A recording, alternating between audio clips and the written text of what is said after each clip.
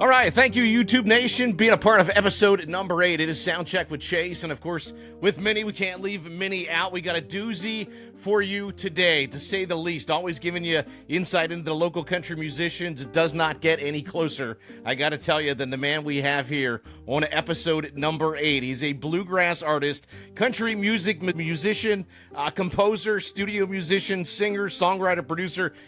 He's got so many titles, he probably should have his own book. And when you talk to our local country artists, they praise this man. It is absolutely amazing what they do say about this gentleman I'm about to introduce. Ladies and gentlemen, I couldn't be more excited to have someone that has been instrumental in making music with some of our local country music artists. Glen Rock, PA native, also Grammy nominated. Let me say that again. Grammy-nominated Troy Engle on Soundcheck with Chase. Troy, thank you so much for being here on episode number 8, man. Oh, thank you so much for having me, Chase. I got to say, when you hear Grammy-nominated associated with your name, how awesome is that?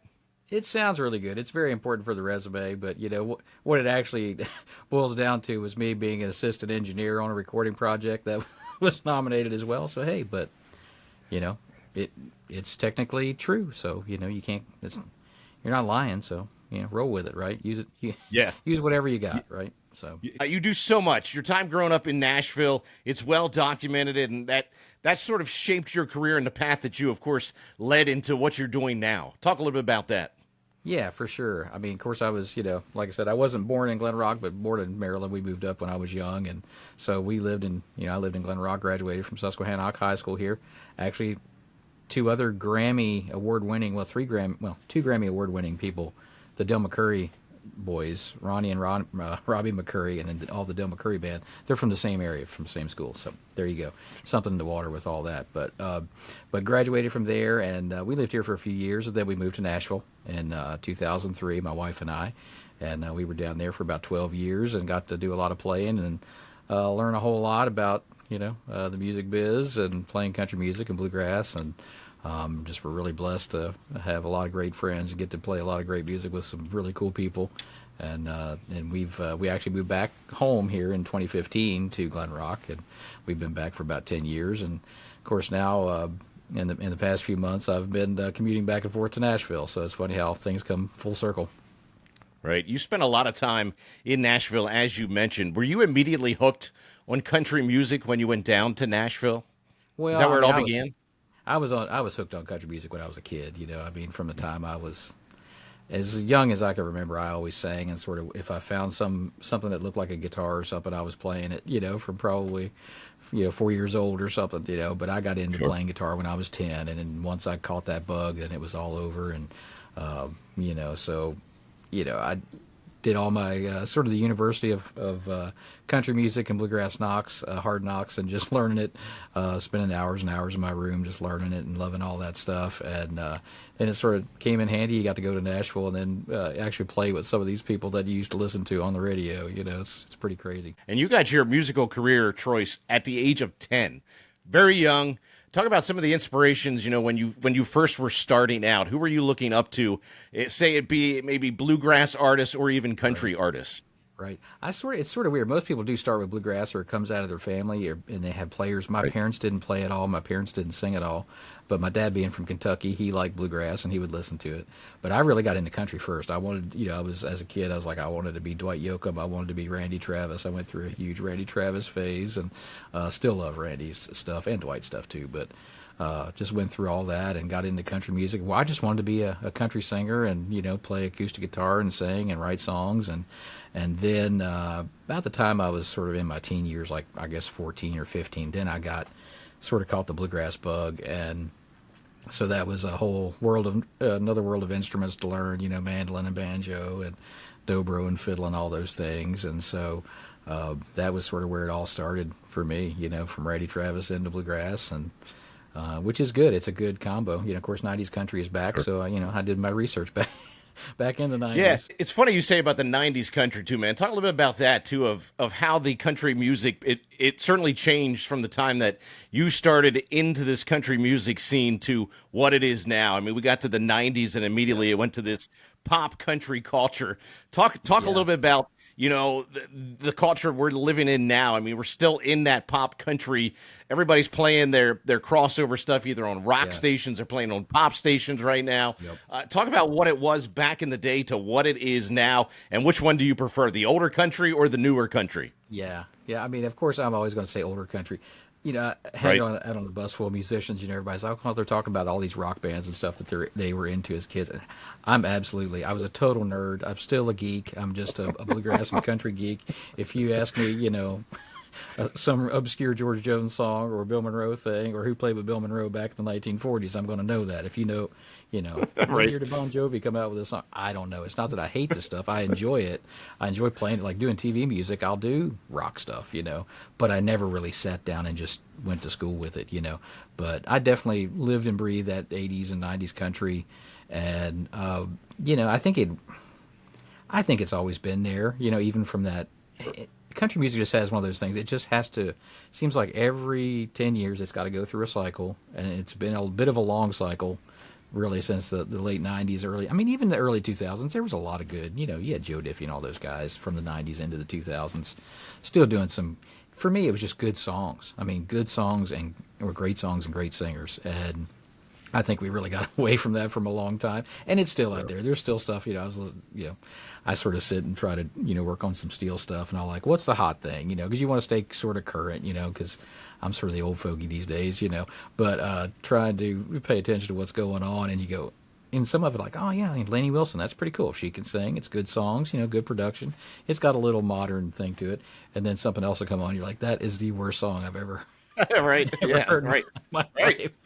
Yeah. It's like, did they, I always say, my wife and I were like, did they just give somebody 5 minutes and say, you got 5 minutes to write a song? That's pretty much what, but, I'm not going to take away from anybody because if somebody's being successful, I mean, look at Achy Breaky Heart, for gosh sakes. I mean, if you're doing well for what you're doing, hey, that's great. I'm not going to, be derogatory to anybody because shoot, people probably don't like the kind of songs I write and the kind of stuff I sing either, and they've been a whole lot more successful with it than I have with my stuff probably. So, you can't complain, but I think it comes back. And I was even, watching something the other day about that or listening to somebody talk about it, but it's like, it's wild that right now we have like Zach Top and then you have all the other, Morgan all the other Wallen. stuff going on. That Morgan Wallen too. I was trying to think of you, but the Morgan Wallen stuff at the same exact time, and the same people listen to both of those things, which is sort of cool.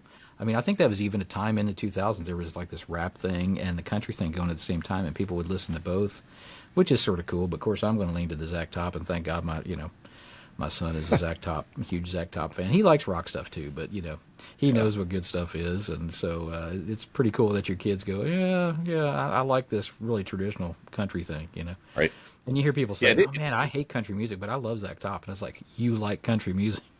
You don't like the other stuff that's sort of, they're calling country music, But like I said, I don't want to be a fuddy-duddy, and I think all these acts, pretty much every one of them has a good redeeming quality. There's something about them that, either they're a good singer or that's a pretty cool song, and, you can't just sort of put it all down, So, but I feel like we're headed back the way of the 90s with really good songs. I've been hearing a lot of good songs, and I think that's for me as a songwriter, I think that's a big deal. I think you have to have a killer song, and no matter how, you could have a very average singer, but with one of the best songs you've ever heard in your life, it's going to do well, and make people feel something. That's what you want. That's what everybody aims for as a musician, getting people to, feel something, It's one of those things, man. They always say music brings everybody together, and the country music world is the hottest genre right now that is going. But it's amazing how you just mentioned we have Zach Top. You also have folks like Chris Stapleton that's still in it. Luke Combs, still borderline, still on that edge of going back to some of the older country stuff. Lainey Wilson sometimes dives into that too. You're seeing it now. Some of those up and coming artists too, like Tucker Wetmore, some of those guys that are upcoming here. Still diving into some of the roots of the past of country music, but then like you mix in the Morgan Wallens, you mix in the Hardys of the world, and you're hearing that pop rock kind of country transition phase, I guess you can sort of call it right now. Yeah. But the cool thing is, some of those guys have no clue who came before them, Right. and which really drives me crazy. If you want to, you need to know where you've been so you can figure out where you want to go, I think. But the some of roots. those guys, I think it was Ernest or one of these guys or writers, they were talking about the Carter family, talking about he knew who these guys were from the 20s who started real, country music. I'm like, that that guy gets my respect because he knows where he's Right. been. If he wants to go off in right field, at least he knows where, where the Where it well came was. from. So yeah, yep. Yeah. Yeah, I'd have to agree with you there, Troy. You've always wanted to play with a certain artist. I just read this the other day about you, alongside the great Ricky Skaggs. Since you were a kid, you talked about the Yep. trip to Nashville over on your social media page. I'd love to just dive into that story of how it all came to be. You know, you were looking at schools for your son down in Nashville, and all of a sudden you're playing Yeah. at the Grand Ole Opry, man. Talk a little bit about that story. It's an amazing story. It really is. Oh, it is. I'm super blessed. I mean, it's a total God thing from the get go. I mean, absolutely. All the best stuff I've ever had happen in my life, and all the best gigs I've ever had is all God stuff. That things that He put together that I didn't sit around and try to work so hard to put it together, and get in the way of it. And yeah, like you said, yeah, I mean, of course, it starts years back, sort of friends of friends and that kind of thing, but. Really, what it boiled down to is about a year or so ago, I was playing in some local country bands, filling in, playing some fiddle, and there's this great steel guitar player, Roy Peterman, and he lives in upstate PA, up in Muncie Valley up there. But he was just inspired me to get back into playing steel guitar again. And I had been playing steel since I was 19, but I just really hadn't focused on it. So I got back into that, and sort of just been doing it for the past year, just practicing and sort of getting ready for things. And I sort of got the bug last year about this time, sort of wanting to get back into doing sessions in Nashville. And I've kept up with all my friends, and that's why we moved back home, because I do a lot of online overdubs, playing on people's albums, just sitting here in Glen Rock. So I wanted to get into doing more of that, maybe going back occasionally to do some sessions in Nashville. And so I had that on my head. And then we went back the end of June to my son was wanting to go to MTSU, got accepted at MTSU, which is Middle Tennessee State University, and it's basically the second of the two big music schools in the Nashville area. You got Belmont, and you have MTSU, and a lot of musicians and songwriters. Following in Dad's footsteps, huh? Yeah, I guess. I think nobody, even the plumber doesn't want his son to be a plumber. But I mean, That's right. There you go. it's the gifts that God gave them. Both my kids are just amazingly talented musically, so it's not a surprise, And he's my daughter is great. I mean, they both played in our band and that kind of stuff, but he's more the guitar player and singing and songwriting. And so we were like, well, he's like he wanted to check out MTSU, so we figured, well, we just take a little trip down and I usually, when I go back, I try to have breakfast with my friend John Bowman, who's a bluegrass and gospel artist that I used to produce, and his wife is Becky Isaacs of the Isaacs, who are Grand Ole Opry members.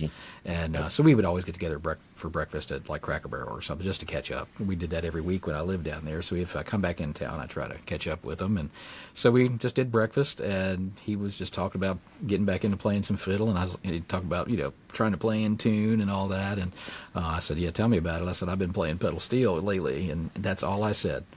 And so he was actually going out and filling in with Ricky Skaggs that night to go out for the weekend. He had been filling in for Dennis Parker, who I took his job with Ricky.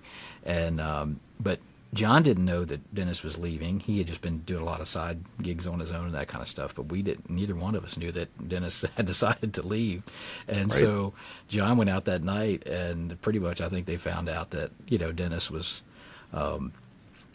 leaving, and John was really gracious, but they were, talking, man, I wish we could find somebody that could, play fiddle and mandolin and sing harmony and play pedal steel. And John doesn't play pedal steel.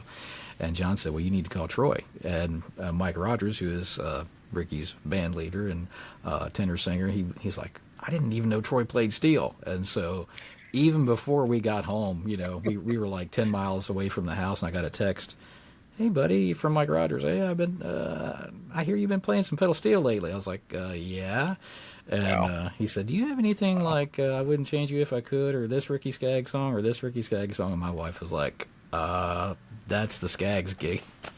So she was pretty excited. He was testing you right from the start, huh? So just so happened we came home that trip a little bit early because it was hot in Nashville. And we were like, we're going back home. It's too hot down here. So we went home, and the next day I sat in my studio and basically just made a couple Ricky Skaggs records all by myself and sang all the parts and played all the stuff and some steel stuff and sent it to them. And they're like, man, it sounds great. They're like, Ricky's like, Mike was like, can you come down and audition like in 2 weeks? So I was like, yeah. And of course, like I said, I've been playing steel, but Ricky's stuff, as you know, I'm sure. I mean, He is known Next for level. Country Boy and Highway 40 Blues and Right. all this stuff that is really fast tempo. This is not just like phone it in kind of stuff, especially on steel guitar for me anyway. Right. So it was a lot of woodshedding involved, So I did a lot of work and learning the harmony parts and all that kind of stuff. And so I went down and auditioned, and it went well, and everybody was really nice. Ricky's a very gracious, kind person, and I had been putting in for that job. Every time there's a certain position with him, which is baritone singer and utility guy, Okay. they call it, with fiddle, mandolin, guitar, that kind of stuff. And I had been putting in for that job since 1996. Honestly, every time Wow. it came open, and it just never worked out. So ever since we moved back, I hadn't even worried about it. It's only opened up a few times, and I was like, it's not really worth worrying about. And next thing you know, they called me about doing it. So it's pretty nuts. So first gig, yes. But they're like on the way home after the audition, like, yeah, you got the job, And then they're like, in 2 weeks, do you want to play the Ryman Auditorium with us for the bluegrass night? Goodness. So and Throwing Ricky, you right into the fire right off the bat. yeah, I mean, it's just like, yeah, of all places, man. I have to say, my wife can tell you it's true. I have never been more nervous in my life. I mean, I'm 48 I years bet. old, so I mean, I've played.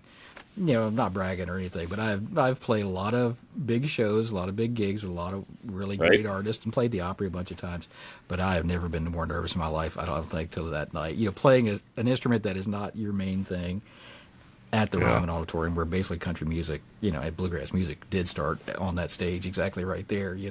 But I didn't really know. Ricky had this plan in his mind to make it. That was sort of the night where he was coming out and saying we're gonna still play bluegrass, because he's been doing bluegrass for about the past 20 years, something like that. He's Sure. got out of the country band thing, and but he was wanting to get back and do like half the show country again, and so this was his sort of big coming out party for the country band, So that was what the night was. We did the bluegrass, they did the bluegrass stuff.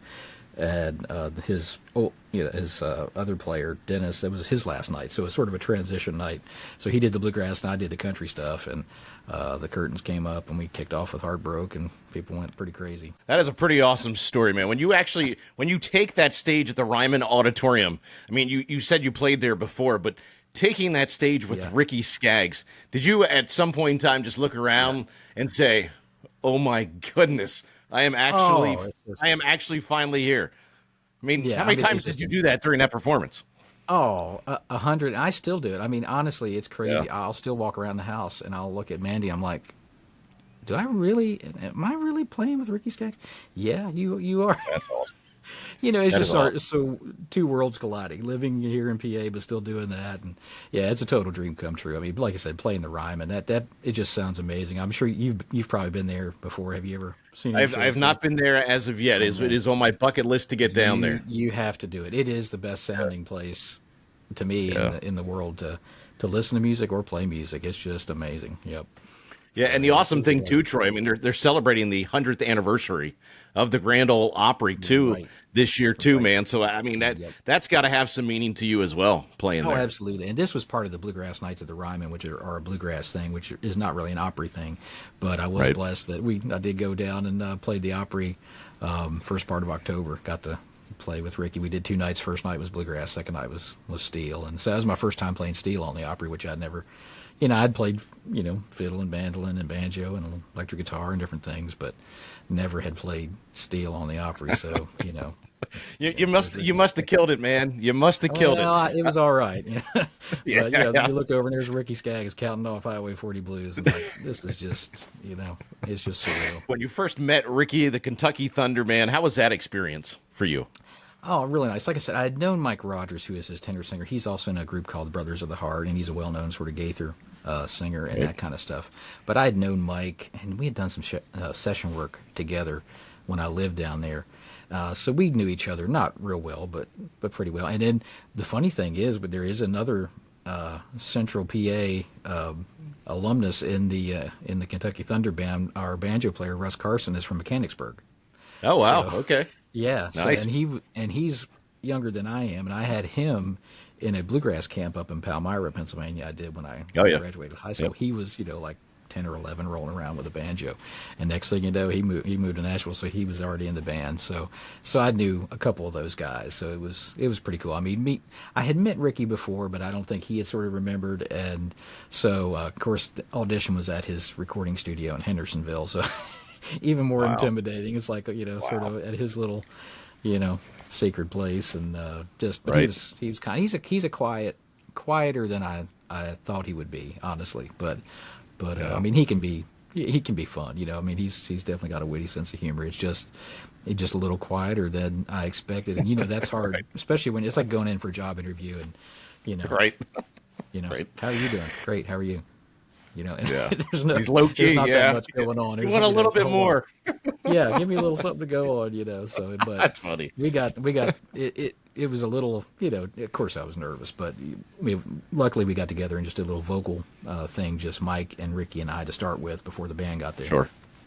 And so we did the first couple songs, and Ricky's like, man, he's like, you're a great singer. I'm like, okay. Ricky's like, just said that. Can I record don't that? believe it, but he just said it. Okay, we'll go with that. So that made me feel a little more comfortable. So Yeah. but that That's went pretty well. cool. So it was just just getting more comfortable and confident with as it went on. So, and everybody in the band's really nice, real kind, great guys. I mean, killer musicians. I mean, that's what my wife the other day, she was just like, you do realize you're playing in the best bluegrass band in the world. I was like, well, yeah, I think you're probably right. Yeah. Right. It's not because I'm there, but it's because these guys are the best of the best, and Ricky's not going to have anything less than that. So I'm just honored to be trying to keep up with these guys. You had a couple more pinch me moments down there. I mean, your wife was there, your daughter was there, your son was there. Yep. And even after the show, you got to get a pic with the legendary Garth Brooks, man. I mean, you kind of wrapped just it all up all in one show, man. How was Yeah, that it's like feeling my- with your family there and then meeting Garth Brooks at the end? Yeah, it was just totally epic. I mean, that is the only word for it. I mean, a total God thing. It's like if you even wrote this in your journal, like this is the night you would want to happen, you're like, that's never going to happen, But we had heard sort of rumors that Garth might be there, but I forgot about it. So we got done our set, and lo and behold, I saw this big cowboy hat come out of the side of the stage there at the Grand Ole Opry, and I thought, oh, he's here. And I texted my kids. I knew they were losing their minds. It was pretty funny. Right. And we just sort of waited around backstage. But Garth is that guy. Everything you've ever heard about him, apparently. I had never met him. I mean, like I said, I'd played country music down there for 12 years or something. So, but usually you get to meet almost everybody. But I never had been in the same circles as Garth because he had been retired. But man, meeting him, he was just so super kind and so nice, and asking about the kids, and yeah, it was a pretty Surreal moment. epic night, Yeah. And then my son, we were getting ready to leave, and of course Saturday night we had the last spot of the Opry, so it was like we went on at like 11:15 or something, and so everybody's about ready for bed. I was half tired anyway, and all of us were when we got through playing, and Ricky was the only one in the dressing room. Well, he had his amplifier and his guitar and everything, and I was like, well, do you want to help, Troy, do you want to help, Mr. Ricky get his stuff out of the car? He's like, yeah. And, my son's picking up his amp, and, my son being a guitar player, it's like, that's pretty cool too. And Ricky's like, Right. yeah, Chris Stapleton gave me that amplifier. And my son was like, oh my God, I'm carrying Ricky Skaggs' amplifier, and Chris Stapleton has touched this thing, It was just it's just one of those just perfect, everything coming together, just totally meant to be, and just a big blessing. Very, very blessed to have all that kind of stuff happen. Yep. Yes. Such a cool experience, man. So happy for you that you actually got to experience that and go out on tour with Ricky Skaggs, man. That is some cool stuff and an awesome story, man, for sure. And I'm sure your family, your son, your daughter will always remember that moment too, man. It's got to be pretty special. Oh, absolutely. And I'm so thankful that they're behind me 100%.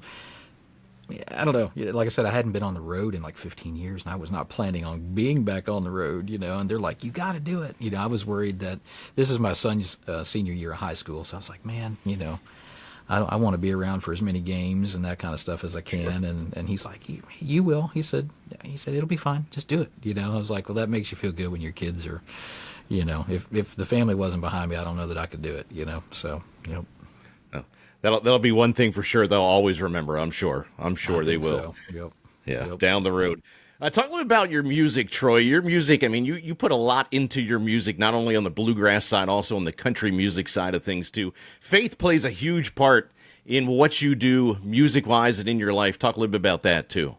Yeah, I mean, I think I think everybody writes what they know and who they are. I mean, usually most songwriters will tell you that, write what you know, and that's sort of who I am. I'm not going to sit and toot my horn like I'm some big Christian guy, but that's just, that's my faith is part of who I am, and that's, you can't I can't separate one from the other for me, I mean, I'm not a, writing, drinking songs kind of guy. I mean, I could if I had to, but it's just that's not what I know. I don't go out and party, but I think that's what I loved about 90s country, even Randy Travis and all that stuff. There was a lot of stuff. It wasn't, as much as I love George Jones and Haggard and all that stuff, I don't like honky tonk music. Just the cheating barroom stuff. And it's not that I'm better than anybody. I'm not above any of that. It's just not who I am. I'm just not into that. And if you are, that's that's your thing. But I just try to write who I am, and that's pretty much. I write with some friends, and they're just like me. It's just like it's who we are. It's just what you do, and that's faith. I always say sort of faith.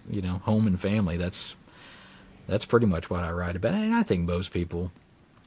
No matter politically or faith or whatever, whether you're Christian or not, or, I think most people, that's what it boils down to. It's mostly about family and family values. And, I think it's universal, really, and that's always the songs that got me, Joe Diffie Home or something like that. I mean, that kind of stuff is just, that's what I'm attracted to, so I guess that's how my brain's wired. So that's, you just write, like I said, write what you know, write what you feel, and hopefully it connects with other people. And sometimes it seems like it does. So I'm thankful to do that. And then also too, you wrote a song and actually played a song a couple of years back. I'm Part of This Land.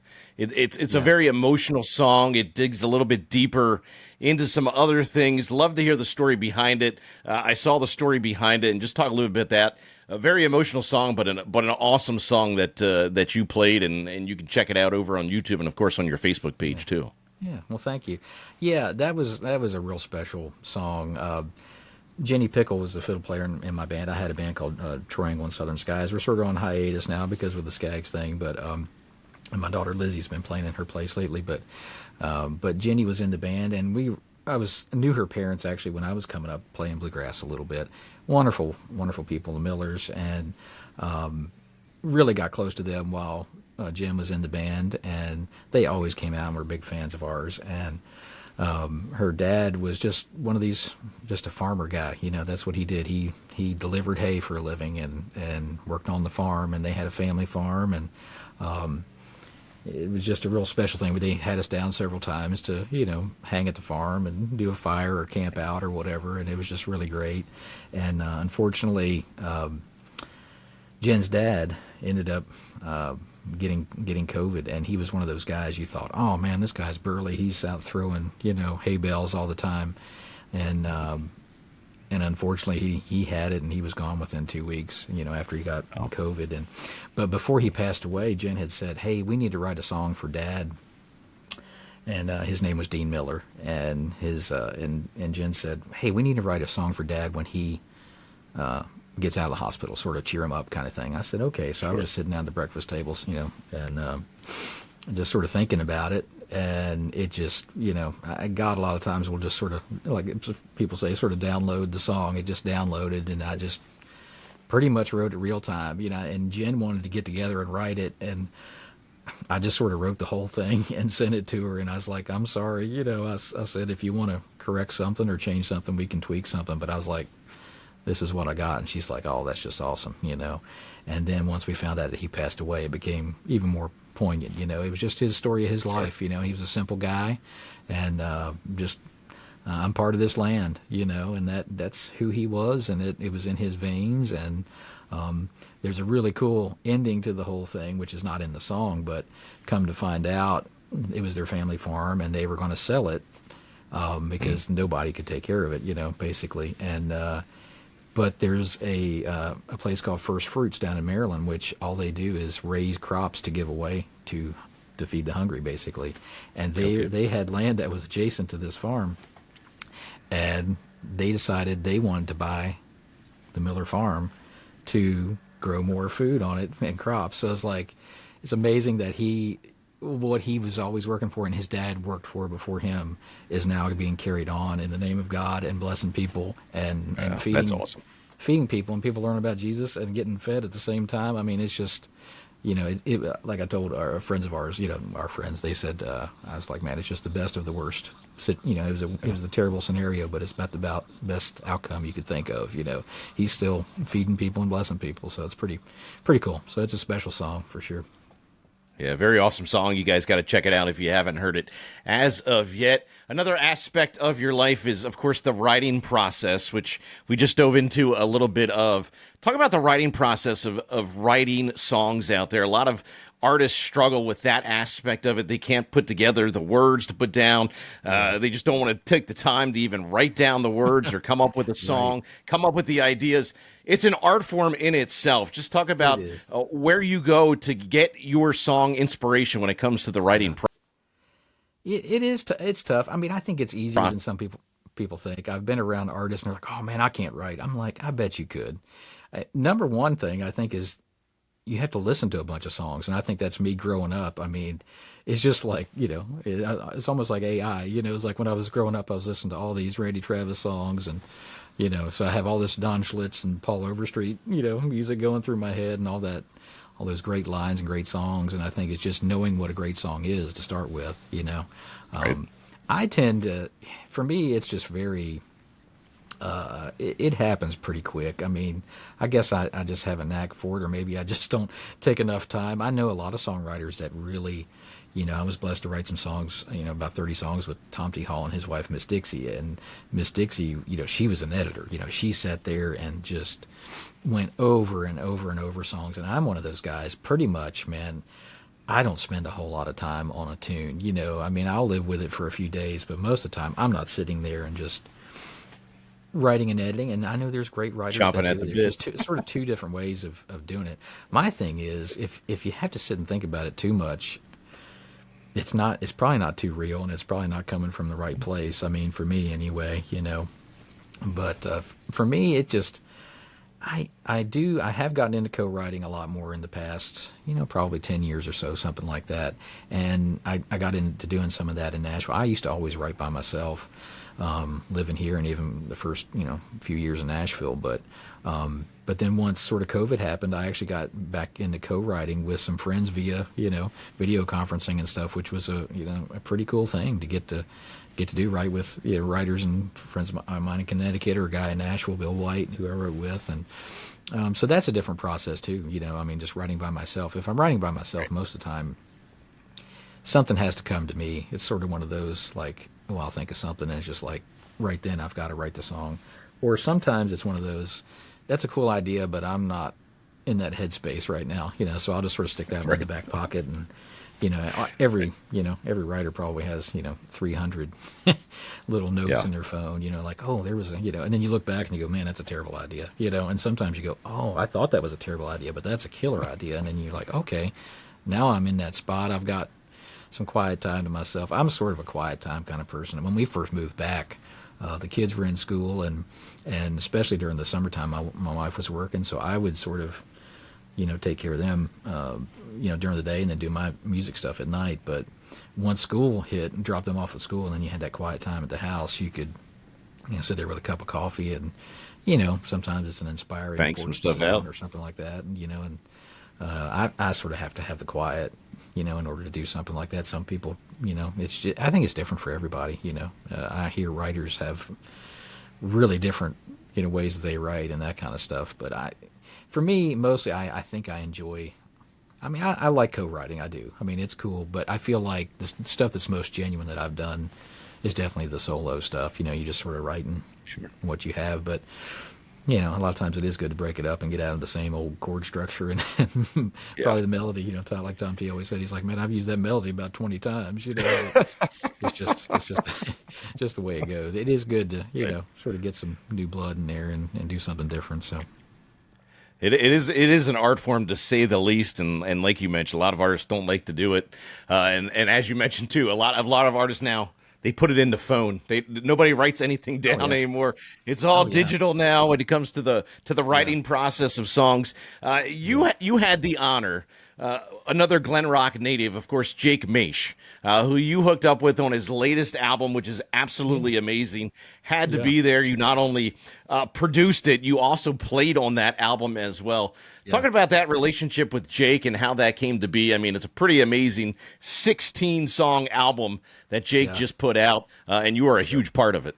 Yeah, and I think we did a whole EP before that. So I mean, we've done pretty much at least a couple albums worth of stuff, and that's just been over the past few years. Of course, being in Glen Rock, I'd seen about it, and we have this mutual guy, Mike Thomas, who runs the Southern York County page in our area, who's a good friend of mine, and he was like, "Do you know this guy, Jake Maish, this young guy?" I was like, "No," and turns out I went to school with his mom and his uncle and all this. Of course, it's Glen Rock, so it's like, yeah, everybody knows everybody else, and so we just he hit me up, I think, on Facebook, and just like, "Hey man, I'd love to.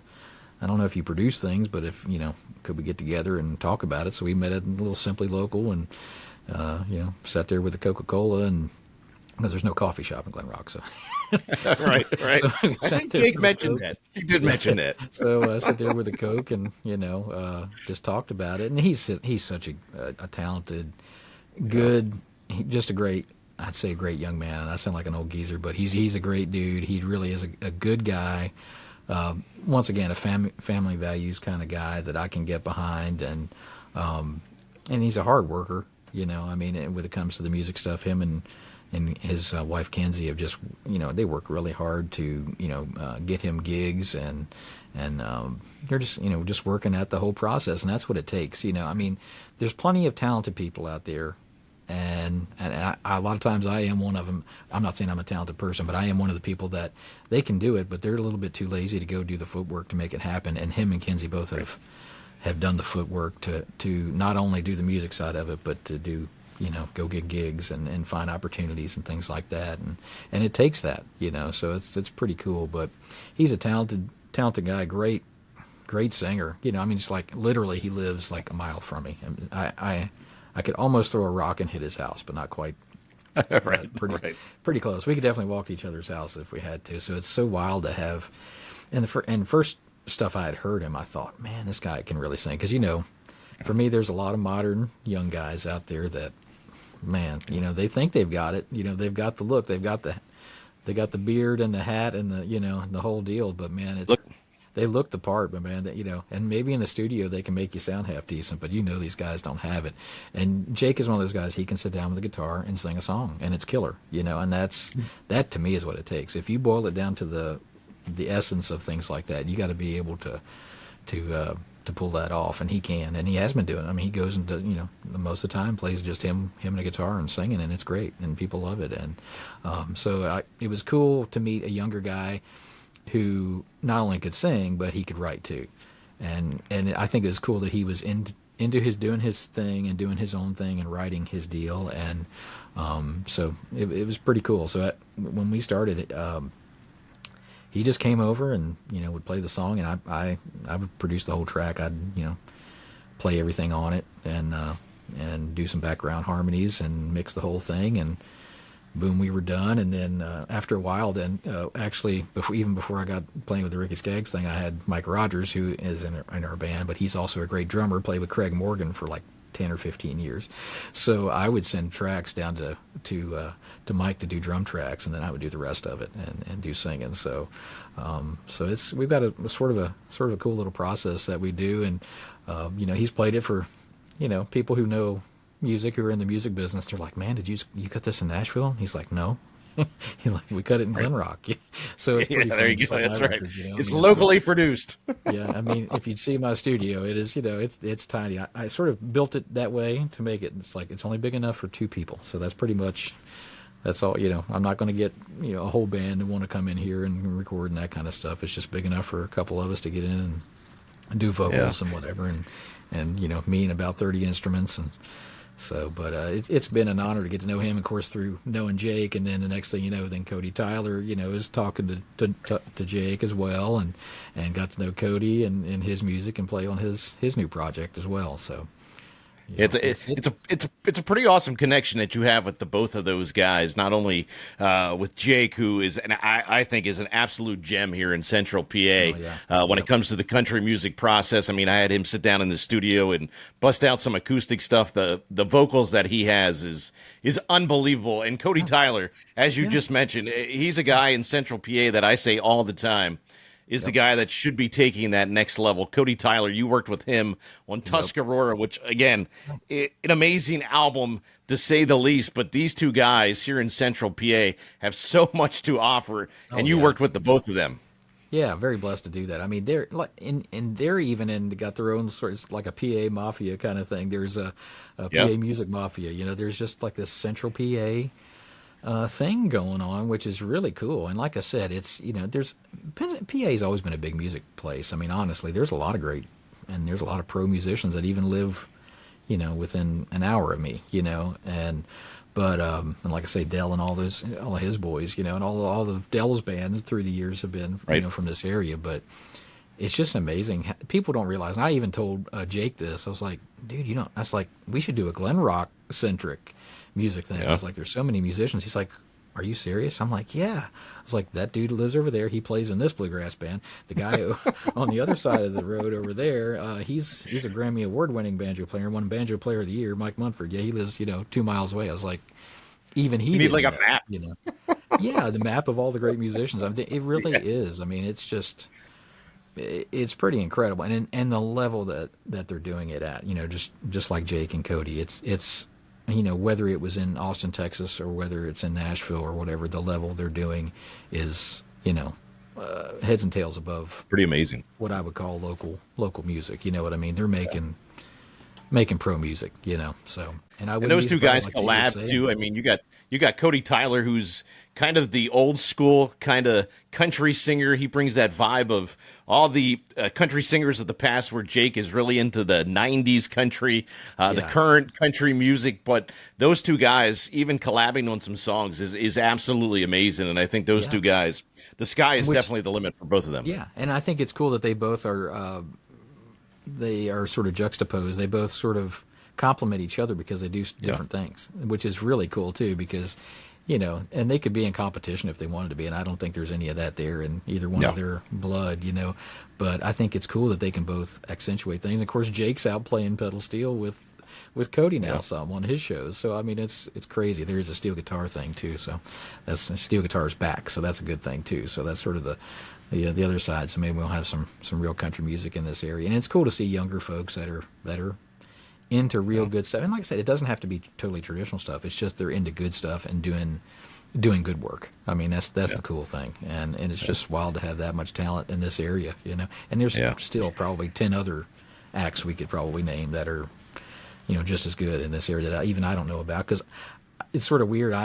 Growing up here, I knew people, and then I was gone for 12 years, and then people forget who you were, and I didn't even know who Jake was, because he was still in high school Right. most of the time I was Right. gone, and then he was sort of gone, in the Navy and that kind of stuff. So it's wild how there's little cycles that go on. But man, a lot of great PA musicians.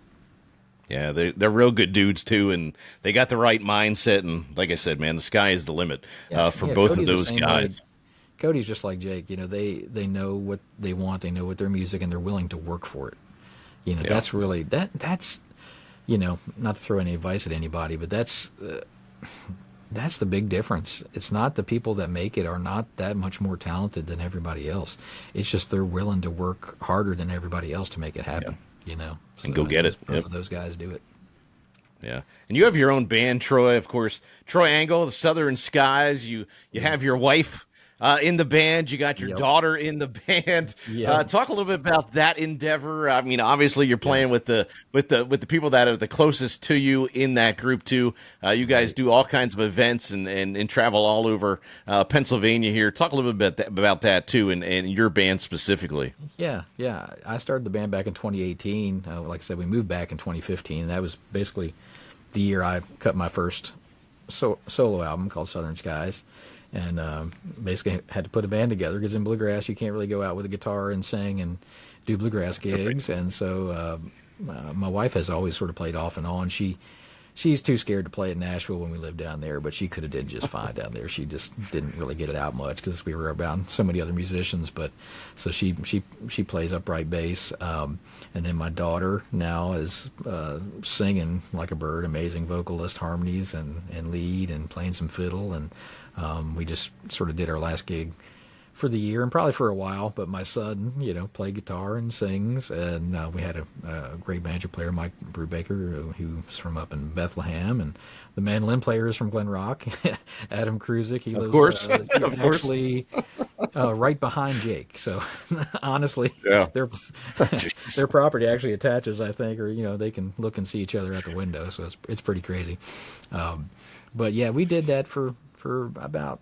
Well, I guess it's been 7 years, and I was sort of the first of the year. I think it's part of the God thing. Was the first of the year I just was getting a little bit of burnout for me because, like we were talking about, it's not just always about the music. It's about wanting to get bookings. And the first couple years I had it, man, I hit it super hard and tried to make it happen, and it just wasn't happening for me because I didn't have that experience. I mean, you've played all these places, you've done all this stuff on the resume, but I've never had my band. I think having my own band was probably the hardest thing I've ever done in the music business, believe it or not.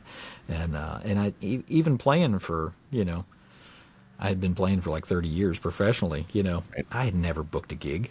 I'd always been the guy that okay, you be here Tuesday at 5 o'clock, we'll pay you money and you play your gig, so you're the side man or whatever, and which is fine. And it does make you really appreciate all the band leaders out there and all the people that get the bookings and make it happen, and that kind of thing. And it was a kind of deal that I knew, it would have been nice to have a booking agent probably, but for a booking agent to get involved, they would want us to travel all the time, and everybody had families and day jobs, and I was doing, I'm blessed that I get to do music full time, but the other guys, and ladies, my wife has a job, so it was just something. It's like, man, let's do as much as we can, just basically playing within an hour from the house kind of thing, and so it took a little while, but actually gigs came in, and we were blessed to play a lot of community events, which is really cool, which I like. I enjoy playing those kind of community concerts and that kind of stuff. We played some bluegrass festivals. We traveled up to New York and played some stuff down in Virginia, and we went to IBMA, the Bluegrass Convention, back in I think 2019, and got to showcase down there, which was a big deal. And yeah, so we had a lot of fun and made some music, and but like I said, sort of the first part of the year I was sort of thinking, it might be time for a little bit of a break from that with everything going on, and so it sort of worked out that way. And so I really sort of told everybody we're still going to take a break because of the Skaggs thing. Ricky does probably about 70 dates a year, so it's pretty tough to try to juggle both of those. I'm sure. Trying to make it back in time to. And my thing is, if I book something, I don't want to cancel on anybody. I hate canceling, and so I wouldn't want to book something with a promoter and well, Ricky got something here at the last minute, so I'm going to have to cancel on you, kind of thing. So yeah, and also the musicians, you don't want people sitting around going, oh man, are we getting any gigs this year? It's like, well, no. right. If other stuff comes especially when your family members are involved. Right, exactly. Which it does make it convenient when it's like, okay, well, and that's what happened to us. Or we had our last official Southern Skies gig the other week, and the banjo player, he's a pilot, so he couldn't get somebody to work for his shift that week, and then our mandolin player got sick, so we did it as a 4-piece family band. My wife and I joked when we got married, we were like, well, we have to have 2 kids so we can have a 4-piece bluegrass band, and that's exactly what it's. And here it is. So, yeah, I mean, we're pretty blessed, just in-house band, so. Yeah. And I got to ask you too. Once you get your family members involved, Troy, kind of a funny question. Do you guys ever have any conflicts about what songs to play, or you guys go back and forth on different things all the time? As an old band leader said one time, it's like playing in the Civil War or something like that. Right. I mean, we get along real well with everybody. It's just sometimes it's like, and I can be that way. And my wife knows. If she was here, she'd be like, oh yeah.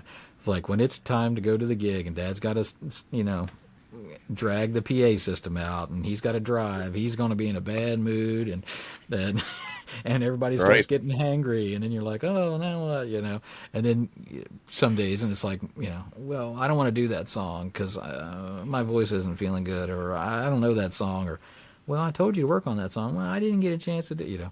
It is weird having your kids. I mean, you can't be too hard on them because you know what they'll just say is, well, the heck with it, Dad. Go find somebody else. I'm not going to play Yeah, it I'm anymore. done. But the other side is they make really good money in like 2 hours versus like, I can go work at selling ice cream Somewhere for, else. 8 hours, or I can go, play this guitar for like 2 hours and have fun. So, so it's fun. I mean, it's as fun as it is sometimes. It can be, just imagine going on family vacation with your family, Right. but actually having to do a professional Right. show, that kind of thing. It's pretty fun. That's I've been pretty in funny. family bands before. I've been the non-family member in family bands before, and it's always sometimes it's funny. It's funny after the fact usually, but it's not during the fact. Right. 'Cause Not during it. you have your own dynamic, and it's sort of cool because in some ways, like you cut through all the BS.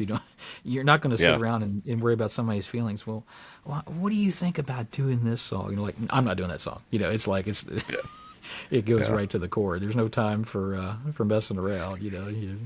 All the pleasantries are gone. So, but it's a blessing. I mean, look over and see your kids playing. I mean, it's just the coolest thing.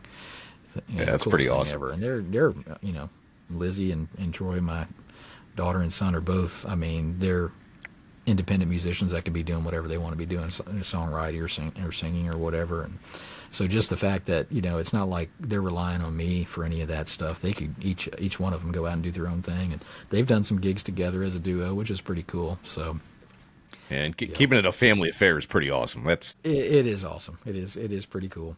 Talk about your career, man. You've had just an unbelievable career. Is there any one thing?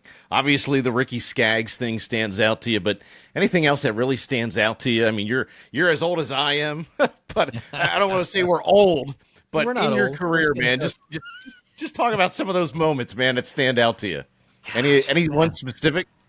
Yeah, boy, I can't really think of. I don't think anyone. I mean, definitely the Ricky stuff has been like sort of pinnacle moments Yeah, for me, full circle. But I mean, at every turn, there's a pinnacle moment, for me. Just, I mean, gosh, just playing the Grand Ole Opry, even once, but the fact that I've played it with so many amazing artists, and most of them are artists that I always wanted to play with. The Isaacs and Larry Sparks, and even somebody I played with, Patty Loveless, and I never thought about playing with Patty Loveless, but growing up, it's like, oh my gosh, I mean that's somebody you heard on the radio all the time, and just the respect that these artists have, and the respect that people have for these artists, and to be involved with not just playing music in Nashville, but playing with some of the best people that other people respect is just an amazing thing. Just to be a part of something like that, it's just the fact that they even take you along for the ride, just makes you a little bit of Very validation, humble. I guess, and so I think that's it. Probably, writing songs with Tom T and Dixie Hall is a pretty big deal. That a lot of my writer friends are like, man, I've always wanted to write with Tom T Hall, and you got to do that, and just got to do so many things that I never would have dreamed. That's and I tell my wife, I mean, all the time, I really am the most blessed guy in the world. I've got everything I've ever wanted, and that was really the Skaggs thing. It was just this final little tiny, just the 1,000-piece puzzle, and there's this little piece that was left, missing. maybe a little chunk. You left, found it. It just reserved for Ricky Skaggs over there. And but when we moved back from Nashville, I was like, you know what? That's okay. I got to do play with Patty Loveless and do the Opry and and then God just sort of goes, here you go. I'm going to give you Right. exactly what you've always dreamed of, and that's just incredible. I mean, I really couldn't ask for any more. And just, like I said, just like a friend of mine said in Nashville, he's like, man, because sometimes you get down on it, you're maybe not doing what you think you should be doing, or where you think you should be, or as far along as you should be. And he's like, you are paying your mortgage, right? Yeah. Okay. Yeah. Playing music, right? Okay. You are paying your light bill. Yeah. Okay. And you have food on your table from playing music. Yeah. He's like, you're successful. Yeah. And Absolutely. that's Yeah. a big deal, just to remember that it's a blessing to get to do that. And there's plenty of people. I try not to forget that fact, and I don't think I ever have. But there's plenty of people that would love to be where I'm at and doing what I'm doing, and not that that's a big thing, but it's just there's people that would give anything to do that, and I'm blessed to be able to do that, and I don't take that lightly. It's a cool thing. Yeah, it has been an amazing career, Troy. Anybody that knows you and your personality and stuff, man, every artist that I have on here raves about you, and the one name that always comes up is definitely Troy Engle. Is there another career path that you ever could see yourself doing than what you're doing now? Golly, I don't know. I mean, you can ask my wife. There's once every year, and I think it's around January or February when maybe things aren't going well, or you're sort of contemplating last year, and some days I think everybody in every business does the same thing. But there's days I'm just like, you know what, I'm going to open an antique store. Yeah, I'm quitting there the you music go. business. So it's just things like that. I do enjoy that stuff, but I just don't think you could ever shake it. It's just, I'm sure the same way. Just like radio. Once it's in your blood, that's what you're going to do. You may come and go, and it may ebb and flow a little bit, but it's like, and even a lot of times, you try to get out of it. Just like me being on the road, I was not planning on going on the road. And well, here you go. You're back in the game again, and So I don't know. I mean, there's a bunch of things I could do. I always talk about retiring, but for me, I think I sort of have musical ADHD, and I've told people that. That's why I play a bunch of instruments, and That's a good way to put it. and doing the TV composing stuff and things like that. There's so many little facets that that's sort of what happens to me. I'll just get bored, So you do something for, and that's the band thing, doing something for 7 years. That's that 7-year itch kind of deal. Like, okay, that was fun. We got to do it. Okay, let's move on to let's try a little something else, So it's good that I'm just blessed that I have all those facets of what I do that I can focus on them, and they tend to ebb and flow too. It's sort of the sometimes doing overdubs for people is really busy, and then there's times where that is really slacks off for a year or two or something like that. But then something else, the TV music thing picks up, and somebody goes, "Oh man, can you do this or that?" So it just gets you back in it, but keeps it interesting, which is cool. Well, once it's in your blood, man, you can't escape it. That's what I just said to my wife the other day. I said, if I would have taken 3 years off from the radio business, this would have been my 28th year in radio, which I can't even fathom right now of all the years. I always say to myself every single year that I do the radio thing, I say to myself, until this starts feeling like a job, that's when I get out of it. But It's been close, but it hasn't felt like a job yet. Exactly. I always tell people it's the Home Depot factor. Whenever I would go, I'd rather work at Home Depot than doing what I'm doing right now. You better quit doing what you're doing. But then it's time. And then you can move on. Like you said, you can move on to a different thing. But a lot of times I do that to myself. I'm like, man, I've been doing this so long. Most people who have been doing art, just like you're saying, you've been doing something for 28 years. I mean, I've been playing professionally since I was 18, so that's 30 years. It's like, if I worked for a company 30 years, I'd be retired right now. But But he gave it up a long time ago. My bank account says that's not possible. Plus, I don't know that I'm ready for that. My wife said the other day, I was like, I said, man, you keep getting raises. Maybe I can just retire. She's like, how could you do any less than you're doing right now? So I'm pretty blessed. Like you say, I can crawl up to my studio and do my thing. Of course, lately it's been a lot of driving back and forth to Nashville, but driving back and forth to Nashville to play with Ricky Skaggs. I mean, that's not bad. Yeah. And not a bad gig. My studio is out behind my house, so I can walk up 30 steps and go up here and record and make music that's going to be on TV shows, and it's pretty awesome gig. Yeah, it certainly is here, Troy. As we do in every episode of Sound Check with Chase, I don't know if you have seen some of the previous ones. We always wrap it up with something fun. We do this or that. I give you 2 items. You got to pick either one or the other. Okay. Are you strapped in? Are you ready to go? I hope so. Okay. I got some tough ones here for you, man. I'm gonna give you. No gray areas, I'm gonna alert you ahead of time here, man. These aren't gonna be easy for you. All right, here's the first one, Troy. All right. Writing or singing? Writing. This one may be tough for you. The Osborne brothers or the Stanley brothers? Oh, that's close, but Stanley brothers definitely have the edge on that. Yeah. Playing the mandolin or the guitar?